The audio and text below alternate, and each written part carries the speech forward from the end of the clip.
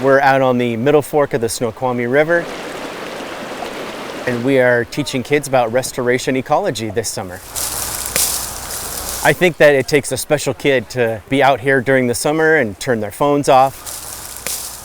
But really, we're trying to create an environment where they're working hard, they're helping restore salmon habitat for King County, and in partnership with the Mountains to Sound Greenway, they are earning high school credit as well as internship hours. Barbed wire on it. They're really working hard trying to remove all the invasive species out on this section of the river. I think the environment, especially here in Washington, is something that's really important to me.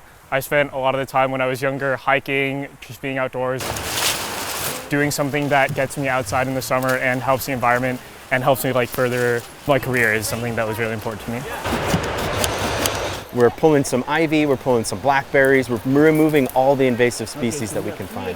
When you have an invasive plant that goes in and kind of outcompetes all of these native species, it can disrupt that and it can cause further impacts, like if you've heard of salmon, reduced salmon populations. That's all because of invasive species and human impact. I just thought this would be one of those classes where I'm just by myself picking plants and go back to the classroom, call it a day. But we've really been able to work in really great teams together and just to work together to get the environment and help the environment become healthier, which is really nice. We're trying to restore salmon habitat here on the river. Wait, I think I know that. We're working with the Mountains to Sound Greenway in partnership with them to make sure that these students have a great learning experience this summer. All right, trailing blackberry. Getting out here in these beautiful spaces. What are some things about this plant? Blue stem. 3 leaves. 3 leaves. Introducing them to this world that we live in. We are not separate from nature, we are part of it. So teaching them how ecological restoration can help them improve this place that they live in. I get all the benefits from learning all about conservation and salmon and forest succession and all this other stuff that I'm really interested in. Thimbleberry. What are a few ID tips for this? We have been doing a lot of practice in forest health assessments. So we've been looking at different aspects of the forest to see, is this a healthy place even though it's green and lush and beautiful? We've also just had time to enjoy nature. We got to go down to one of the creeks and just look at the fish, skip some rocks, things like that.